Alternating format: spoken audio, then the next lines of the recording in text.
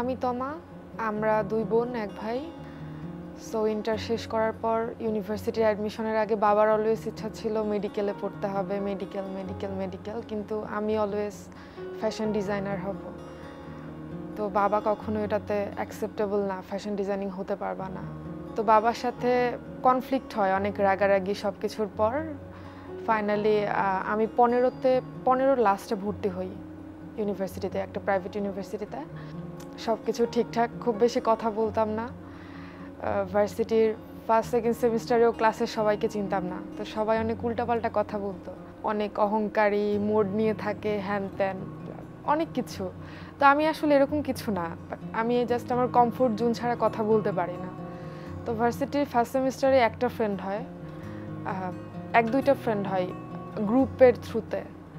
তো তারপর আস্তে আস্তে যখন দিন যাচ্ছে ফ্রেন্ড হয়, পরিচিত হই, সব কিছু ওকে। কিন্তু সবাই তো ভার্সিটিতে আসলে ভালো ফ্রেন্ড হয় না, কিছু ভালো থাকে কিছু খারাপ।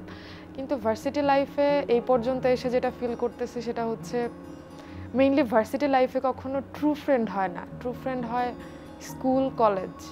ভার্সিটির ফ্রেন্ডরা বেশিরভাগই স্বার্থ, গ্রুপ করতেছো গ্রুপ লাগবে, প্রেজেন্টেশন করতেছো প্রেজেন্টেশন লাগবে, গ্রুপ লাগবে, প্রজেক্ট করতেছো প্রজেক্ট লাগবে, এই জন্য। তো ভার্সিটিতে ওঠার সেকেন্ড ইয়ারেই মেবি আমার স্কিন প্রবলেম শুরু হয়। আমি হোস্টেলে থাকি তখন। তো হোস্টেল লাইফে উঠেই ওয়েদার, পরিবেশ কোনো কিছুর সাথে ম্যাচ না করাতেই আসলে মেবি স্কিন প্রবলেম শুরু হয়ে যায়, আমার অ্যালার্জি শুরু হয়। অ্যালার্জির প্রবলেম ছিল না আমার আগে কখনোই।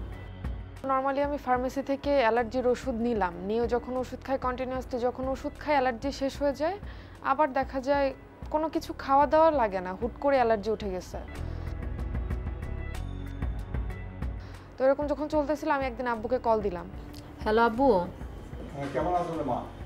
আমি ভালো নাই, আমার অ্যালার্জি হয়েছে। ও, অ্যালার্জি তো আমারও আছে। তোমার এই কারণে অ্যালার্জি হয়েছে মনে হচ্ছে। খাওয়া দাওয়া বাইসা খাইও, এই গরু মাংস আর ইলিশ মাছ খাইও না। আর যদি ওষুধে ভালো না হয় ডাক্তার দেখাইতে হবে। তো দেন হোস্টেলে যেসব আপুদের সাথে খুব ক্লোজ, তারা যখন দেখতেছে, আপুরা ডিরেক্ট বললো যে তুই অ্যালার্জি, এত তো অ্যালার্জি হওয়ার কথা না, অ্যালার্জি হুট করে উঠলে সেটা ওষুধ খেলে চলে যায়, কিন্তু তোর তো কন্টিনিউয়াসলি হইতেছে, তো ডক্টর দেখানো জরুরি। পরে আমি আবার আব্বুকে বললাম, আব্বু আমার অ্যালার্জির সমস্যা তো আরও বেড়ে গেছে, হোস্টেলে আপুরা বলতেছে ডাক্তার দেখাইতে। তোমার আপুদের পরিচিত কোনো যদি ডাক্তার থাকে দেখাও, সমস্যা কি? তো মেইনলি ডক্টর সম্বন্ধে আরও কোনো আইডিয়া নেই। তো এখন তো ফেসবুকে অনেক গার্লস গ্রুপ আছে, অনেক কিছুতে অ্যাডও আসছি।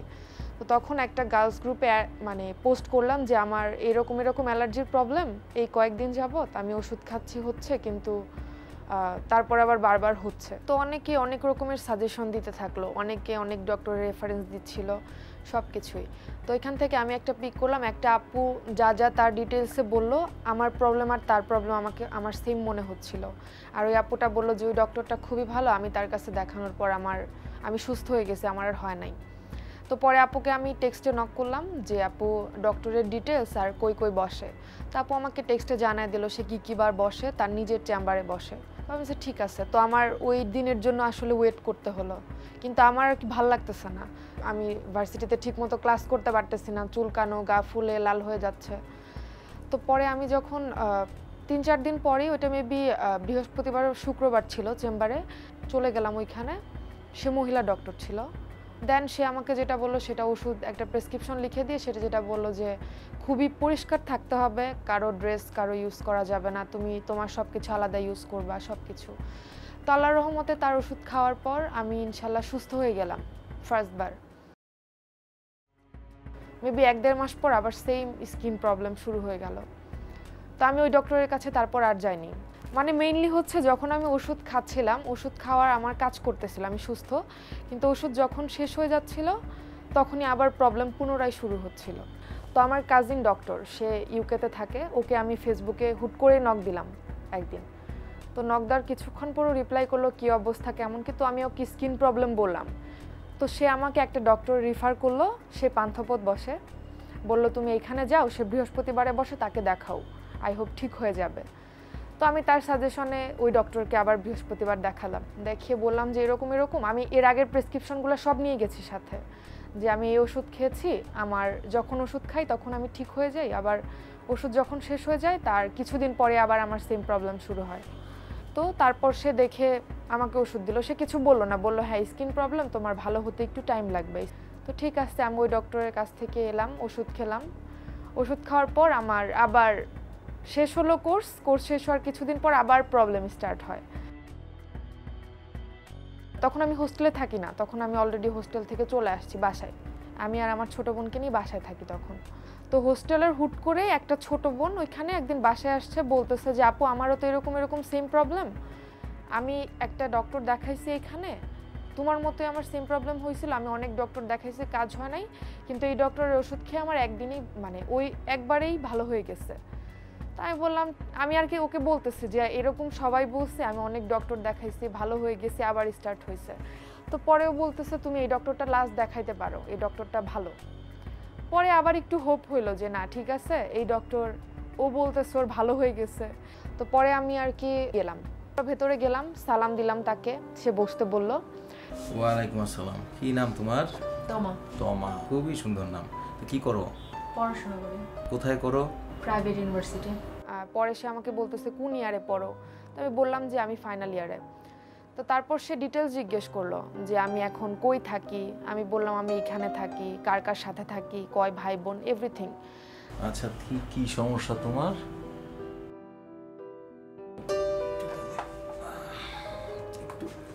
একটু আনো।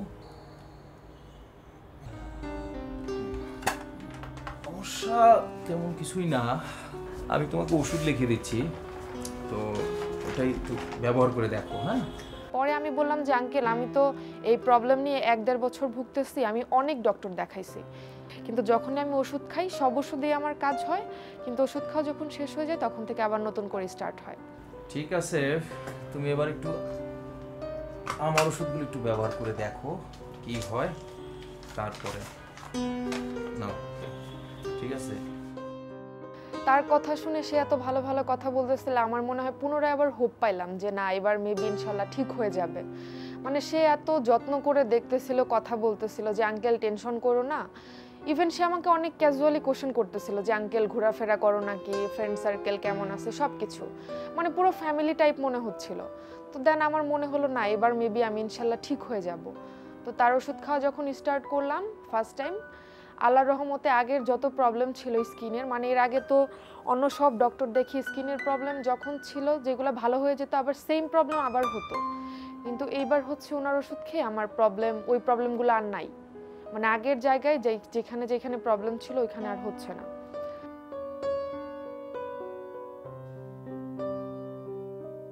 তো তারপর কিছুদিন পর মেবি আমি তাকে ডক্টর মানে আমি তার কাছে ট্রিটমেন্ট শুরু করি এই বছরেরই জানুয়ারিতে, মেবি 11 তারিখ বা 19 তারিখের দিকে।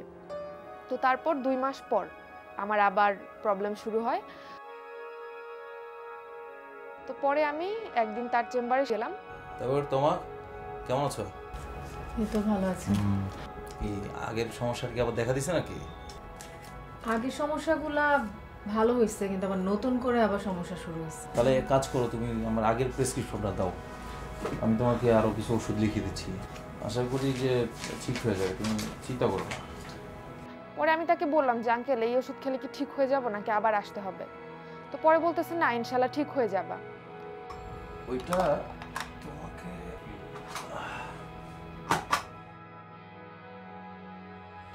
এই ওষুধগুলো ব্যবহার করো, ইনশাল্লাহ ঠিক হয়ে যাবে। রেগুলার এসে আমাকে জিজ্ঞেস করতো আমি কিসে পড়ি, কোন ইয়ারে, ফ্রেন্ড সার্কেল আছে কিনা, কি করতে পছন্দ করি, ঘুরি কিনা। তো আমি জাস্ট তার কথা শুনে হাসতাম, আমি সব কথার ক্যাজুয়ালি অ্যান্সার করতাম। তো এটা সেকেন্ড বার ছিল। তো আমি প্রেসক্রিপশন নিয়ে চলে আসলাম, আমি আবার ওষুধ খাওয়া শুরু করে দিলাম। তো ওষুধ খাওয়া যখন স্টার্ট করলাম, ওষুধ খাওয়া শেষ, মোটামুটি ঠিক হয়ে গেছি। তো পরবর্তী তার প্রবলেম হচ্ছে না, আগের যত প্রবলেম আছে সব সেরে গেছে।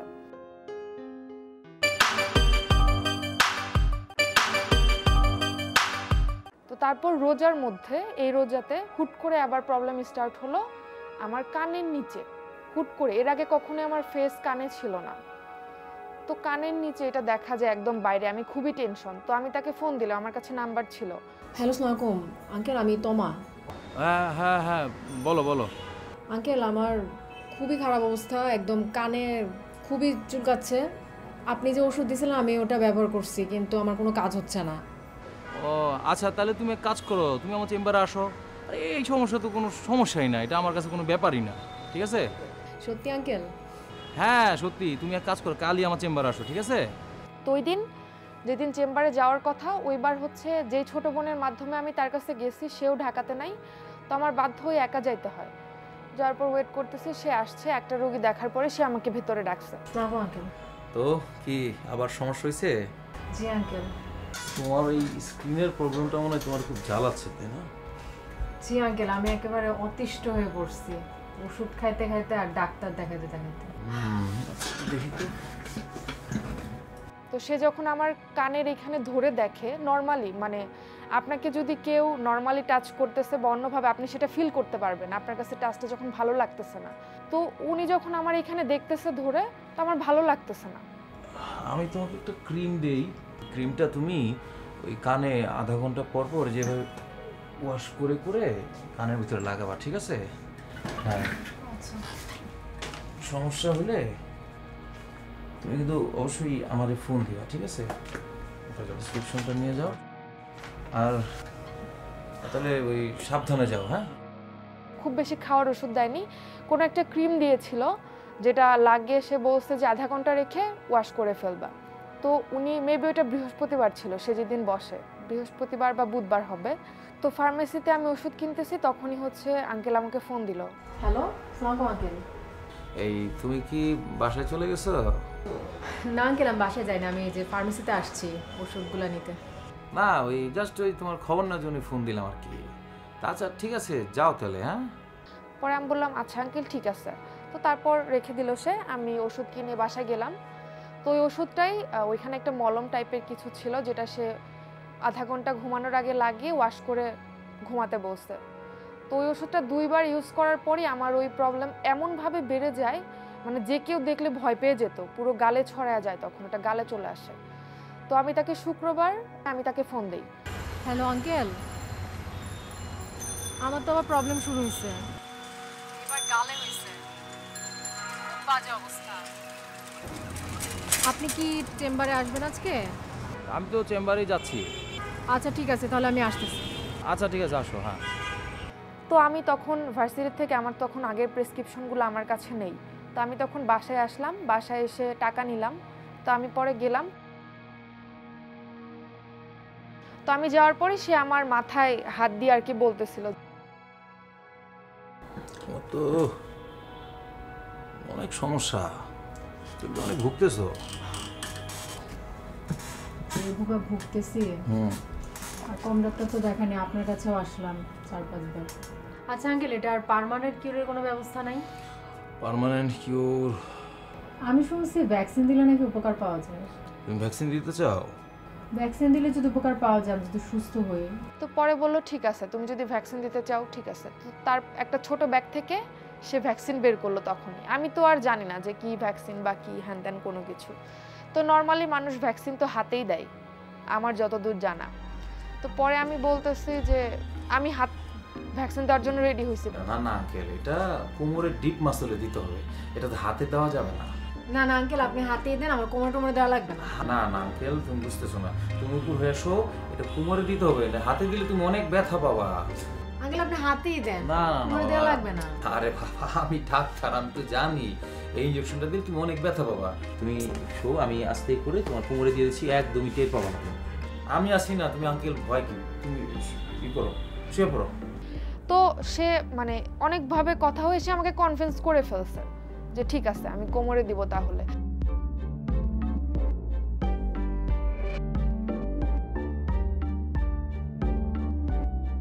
তো তারপর সে যখন আমার কোমর বাদ দিয়ে তার নিচে টাচ করছে, তখন আমার ব্যাপারটা অস্বস্তিকর লাগছে। আমি আঙ্কেল হ্যাঁ, থামেন, আমার লাগবে না। না না, না। আমি বলি শোনো। ডিরেক্ট বেড থেকে বেডে উঠে বসছে যে আঙ্কেল আমি দিব না, আমার ভ্যাকসিন দেওয়ার দরকার নেই, আপনি যদি হাতে দেন, না হয় আমি প্রেসক্রিপশন লিখে দেন, ওষুধ খেয়ে আমি যেটুকু ভালো হওয়ার হব, না হয় আমার হওয়ার দরকার নেই। তবে এই কথা বলে আমি তার টেবিলের চেয়ারে এসে বসলাম।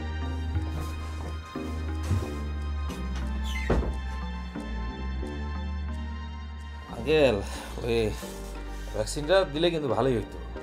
আমি দিব না, আপনি প্রেসক্রিপশন লেখেন। এরপর ওষুধ খেয়ে ভালো না হলে আমি ডাক্তারের কাছে আর আসবো না। আচ্ছা ঠিক আছে, তুমি যখন কোমরে দিতে চাইতেছো না, আমি তোমার হাতে ইঞ্জেকশনটা দেবো। কিন্তু আঙ্কেল ওই হাতে দিলে কিন্তু অনেক ব্যথা পাবা, কোমরে দিলে একটু টের পাবা না। হাতে দিলে দেন, না হয় আমি দিবই না। আচ্ছা আচ্ছা ঠিক আছে, তুমি যখন চাইতেছো আঙ্কেল আমি তোমার হাতেই দিচ্ছি, ঠিক আছে? তো নর্মালি ডক্টররা হাতে যখন ভ্যাকসিন দেয়, হাতের এই জায়গাটা দেয়, ভ্যাকসিন দেওয়ার পর আপনাকে একটা তুলা ধরিয়ে দিবে, তারপর আপনাকে তুলা দিয়ে ম্যাসেজ করতে বলবে। তো সে কি করলো, তার চেয়ার থেকে উঠে এসে আমি যে চেয়ারে বসে আছি সেই চেয়ারের উপর সে তার পা উঠালো, পা উঠিয়ে তার হাঁটুর উপর আমার হাত রাখতে বলল। তো যখন তার পার উপর আমার হাত রাখতে বললো, মানে আমি তখন থেকে আসলে অস্বস্তি ফিল করতেছি যে না, এরকম ভাল লাগতেছে না। তো ভ্যাকসিন দেওয়া শেষ হলে সে তো অবশ্যই আমাকে একটা তুলা দিয়ে আমাকে এখানে ম্যাসেজ করতে বলবে, কিন্তু সে সেইটা না করে সে তার 2 হাত দিয়ে আমাকে হাতে ম্যাসেজ করতেছিল। আচ্ছা ঠিক আছে আঙ্কেল, আমি মেসেজ করে নিচ্ছি। আরে না না, তুমি পারবা না, এটা ওই ডিপ মেসেজ করতে হয়, এটা আমি করে দিচ্ছি, নাহলে বাসায় গিয়ে অনেক ব্যথা পাবা। বসো, মেসেজ করে দিই। বসো, ব্যথা কমছে? বসো, আমি আর একটু মেসেজ করে দিই। আসো, ব্যথা কমে যাবে। বসো বসো, আমি প্রেসক্রিপশন লিখে দিচ্ছি। হ্যাঁ, আমি করি, তোমার ওই ওষুধ যা লাগবে আমি দিয়ে দিই। হ্যাঁ,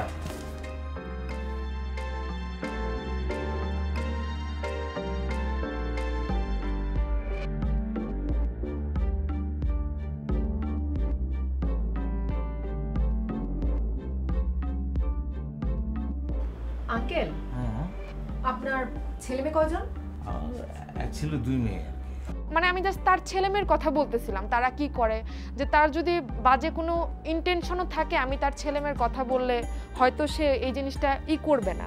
কিন্তু তখন আমি পুরোপুরি শিওর না, আমার অস্বস্তি লাগতেছে, কিন্তু আমি শিওর না যে তার বাজে কোনো ইন্টেনশন আছে কিনা। তো আমি বারবার বলতেছি, তো তারপর বললো যে তার ছেলে মেয়ে যশোরেই থাকে, একটা ইন্টার পরীক্ষা দেবে আর একজন ক্লাস 10-এ পড়ে। আঙ্কেল ওই লাঞ্চ করছো? না না, করে আসতে পারি। চলো আমিও লাঞ্চ করিনি, একসাথে লাঞ্চ করি। না না ঠিক আছে, চলো লাঞ্চ করিনি আমিও।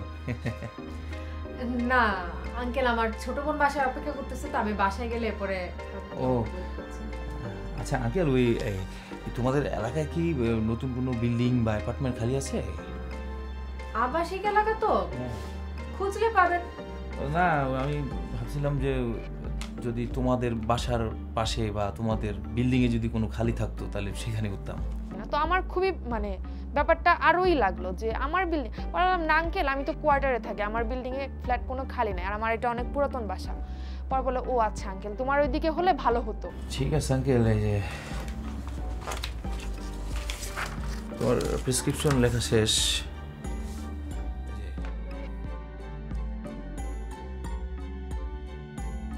আচ্ছা ঠিক আছে আঙ্কেল, তাহলে আমি আসি। হ্যাঁ আর টাকাটা আঙ্কেল, টাকা। ও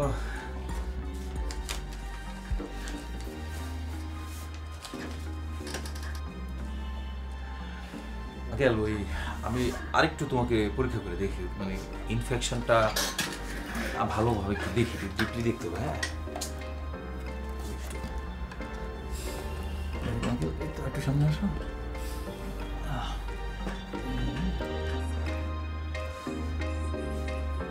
আরে তো হুট করে সে জাস্ট আমাকে কিস করে ফেললো। তো ওই মুহূর্তে আসলে আমি আমার নিজের কথা বলবো, আমি নিজেকে খুব বেশি সাহসী ভাবতাম যে আমি কেউ কিছু বলে এরকম করতে পারবো এরকম করতে পারবো। অ্যাকচুয়ালি আমি জানি না ওই সিচুয়েশনে মানুষ কি করতে পারে বা কতটুকু না। সে যখন এই জিনিসটা করলো, আমার ইভেন এইটাও খেয়াল নাই যে তাকে আমার চড় মারা উচিত, থাপ্পড় মারা উচিত, কিছু করা উচিত, নাথিং। আমার জাস্ট আমি মনে হচ্ছিল আমি মরে যাচ্ছি, আমি ওই রুম থেকে কখন বের হতে পারবো, দ্যাটস ইট। তো আমি যখন বাইরে চলে আসছি বের হয়ে, আমি কোনো রকম হাত ধরে, মানে আমি ওইখান থেকে কিভাবে বের হয়েছি মানে আমার আসলেই খেয়াল নাই। আমি রিক্সায় উঠে আমার হাত পা কাঁপতেছিল, আমি রিক্সায় উঠে আমার ছোট বোনকে কল দিছি, কিন্তু আমি কথা বলতে পারতেছি না। ও আমাকে বারবার জিজ্ঞেস করছে কি হয়েছে, তোর কি হয়েছে, ডক্টর দেখাইছিস? তো আমি কোনো উত্তর দিতে পারিনি, আমি ওকে জাস্ট এটা বলছি যে আমি বাসায় এসে কথা বলতেছি।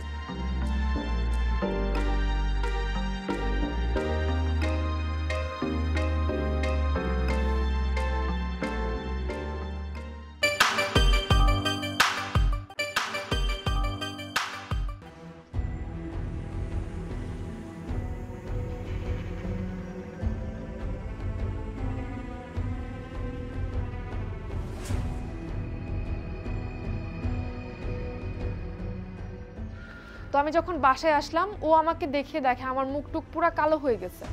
কি রে, কি হয়েছে? কথা বলিস না কেন?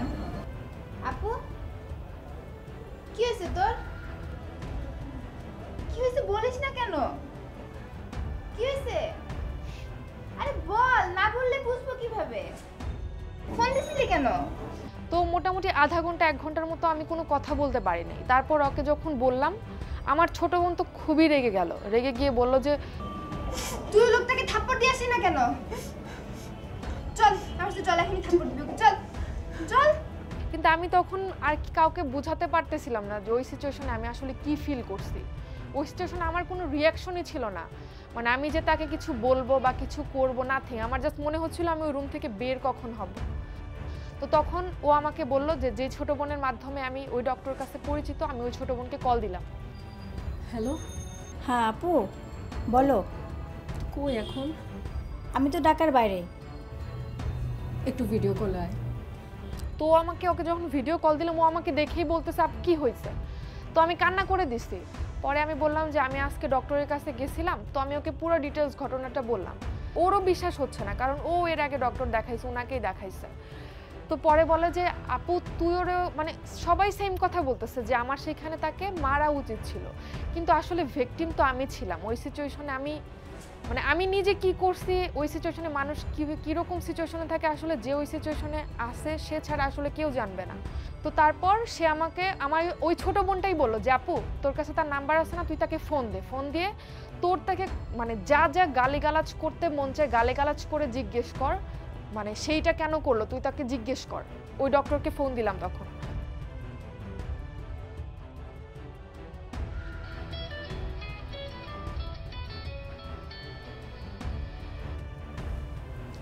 হ্যালো আঙ্কেল,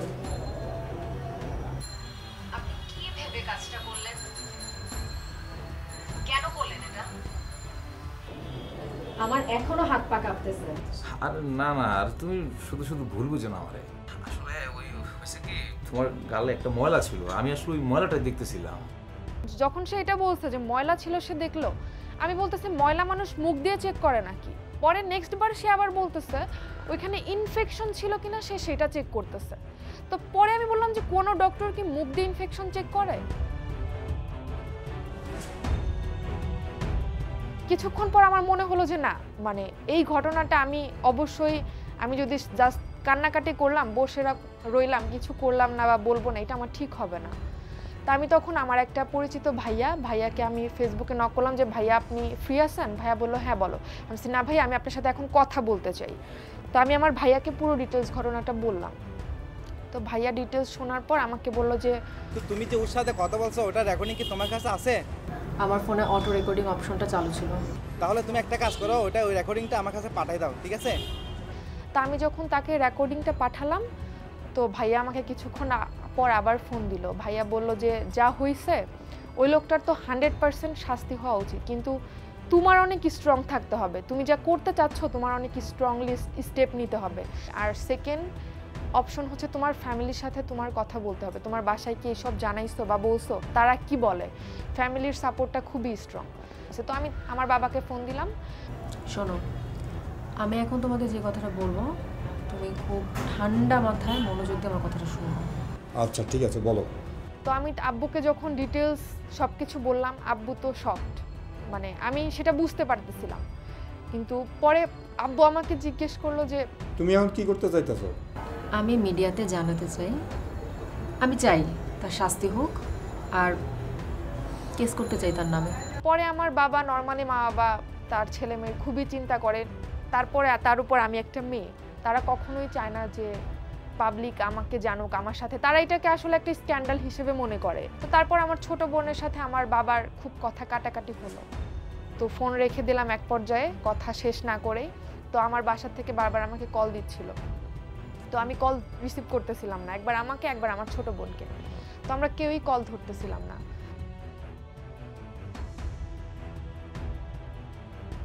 তো পরে আমি ভাইয়াকে যখন জানালাম, ভাইয়াকে বললাম যে ভাইয়া আমি শিওর আমি করতে চাই, আমার ফ্যামিলি এরকম এরকম করছে, তারা আমার সাপোর্টে নাই, তারা আমাকে সাপোর্ট দিবে না, কিন্তু আমি এটা তবুও করতে চাই। ভাইয়া মেবি যমুনা টিভির সোহাগ ভাইয়ার একটা নাম্বার আমাকে দিল, সোহাগ ভাইয়াকেও সব জানাইলো ভাইয়া।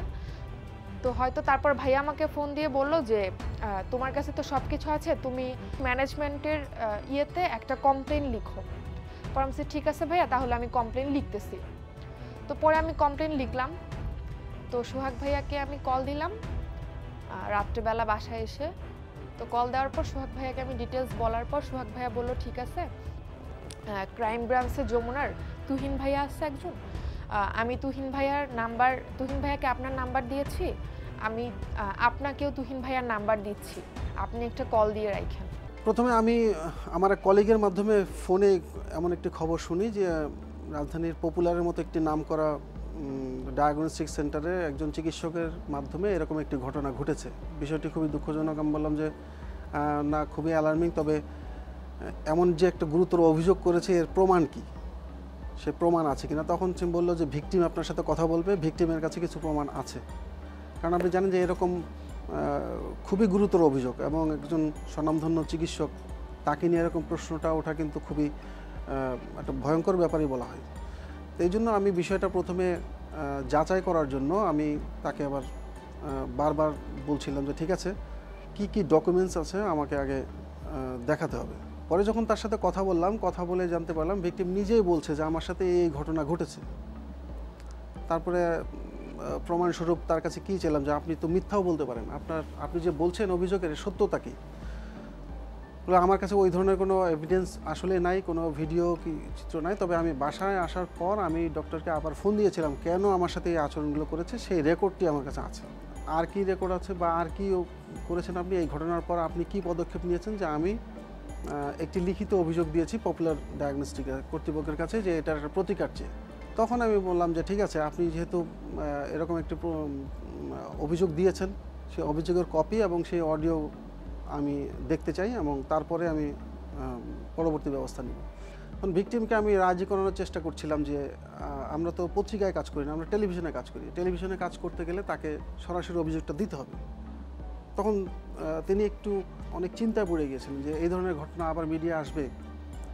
তখন আমি তাকে বোঝানোর চেষ্টা করলাম যে না, এটা আপনার পরিচয়, আপনার সম্পূর্ণ পরিচয় গোপন রেখে আমরা বিষয়টা সামনে আনব, যেন এই ধরনের প্রতারণার শিকার আর কেউ না হয় বা আর কারো জীবনে এরকম ঘটনা না ঘটে।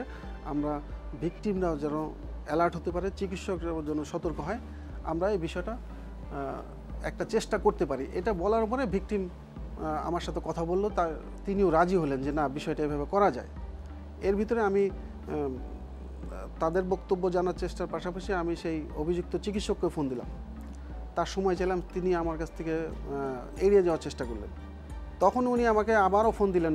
আমি তো পপুলার কর্তৃপক্ষের সাথে কথা বলেছি, এটা রিপোর্ট করার মতো বিষয় না, আপনি এটা আমার পরিচিত, আপনাদের অমক সাংবাদিক আমার পরিচিত, নানান কথা বললেন। তখন আমি বললাম যে ঠিক আছে, আপনি এই কথাটাই আমাকে ক্যামেরার সামনে বলেন, অন ক্যামেরায় বলেন, তাহলে আমার জন্য সুবিধা হবে, আপনার বক্তব্যটা পরিষ্কার হবে। তারপরে আমি খুব দুঃখজনক যে উনি আমাকে সেই সময়টা দেননি। এর ভিতরে আমি রিপোর্টটি রেডি করলাম। গত ৫-৬ মাস ধরে পপুলার ডায়াগনস্টিকের স্কিন ও কসমেটিক্স বিশেষজ্ঞ চিকিৎসক শওকত হায়দারের কাছে চিকিৎসা পরামর্শ নিয়ে আসছেন বেসরকারি বিশ্ববিদ্যালয়ের এই শিক্ষার্থী। মাঝে মাঝে কিছুটা অস্বস্তিকর অবস্থায় পড়লেও সবশেষ চেম্বারে গিয়ে অশালীন আচরণের শিকার হন বলে অভিযোগ এই ভুক্তভোগীর। ঘটনার পরপর ওই শিক্ষার্থীর কাছে টেলিফোনে দুঃখ প্রকাশ করেন ওই চিকিৎসক।